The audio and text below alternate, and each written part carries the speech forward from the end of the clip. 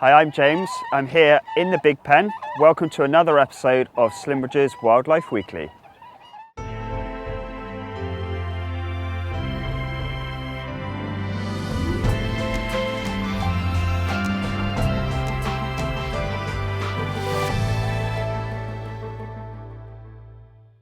In this week's episode, we're going to be having a look at some of the thousands of wetland birds which have come here for the winter, and also the birds of prey which are attracted to those big flocks.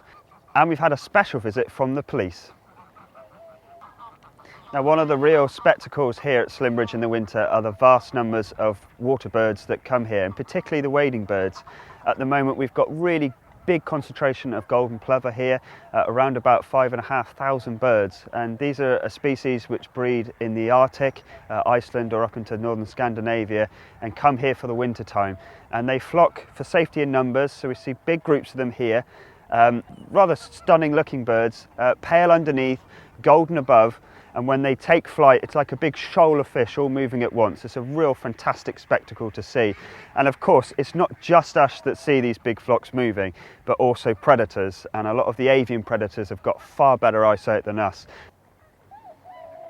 Now, when you see big flocks of golden plover go up in the air, then look out for raptors. And one of the most likely suspects at the moment is the Marsh harrier. Now we can see here a juvenile female Marsh harrier, big dark raptor with a straw-collared head. They are supreme hunters. You'll also see them out on the estuary hunting the ducks and waders and other small birds. Fantastic views of these, what is really a wetland species, the Marsh harrier. So if you haven't seen one before, do come down and see them at the moment, because they're giving really, really good views, particularly from the Holden Tower on a daily basis. One of my favourite parts of the job is being able to pass on my skills to other people that can be put to good use. And there's no better example of that than the police training we do. Now, people often say to us, why do we need to train the police to catch swans? Well, it's normally the police that are first involved in any kind of incident where a swan ends up on the road. And that's a fairly frequent case. Swans from the air, any kind of wetness on the road, it can quite easily look to them like a watercourse, and they will come down to land on it.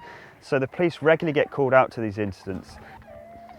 So first of all, we talk through the officer about the bird, give them a little bit of background on it before showing them how to actually catch a bird nice and safely. We caught a couple of swans. I particularly chose one of the biggest possible males I could find to give some of the officers a real challenge. And that's important. They're going to be put in situations where the birds are not going to be happy. They're not going to want to be caught. So it's good to have a realistic environment. Showing them how to actually catch a bird nice and safely. Once I've done this, allow the officers to handle the bird just to get a feel of them.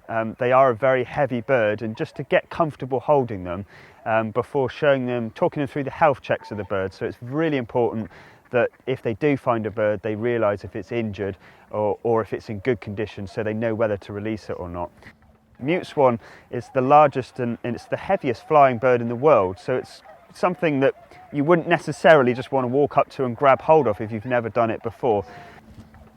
Once they've got hold of the bird, once they've managed to capture it nice and safely, we then teach them how to put a jacket on it, and that keeps the birds nice and calm and enables the officer to then put it in a car and transport it safely. Once they've decided whether they're going to take it to the vet or release it at a safe location, we'll also teach them how to do that. And releasing the bird is also something that can be quite difficult. So we teach officers how to do that nice and safely, again, so that the bird doesn't get injured. So we go right through any scenario that the officer might encounter.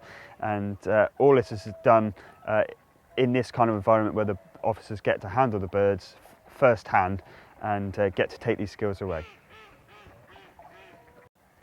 Now, it's very difficult to do any training with swans and the police without coming across the thinking of one of my favourite films, which is the Hot Fuzz.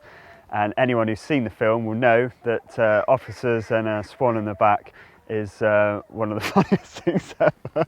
And we actually had the privilege of being in that situation this week. So the officers very much enjoyed it too. It was a good bit of fun.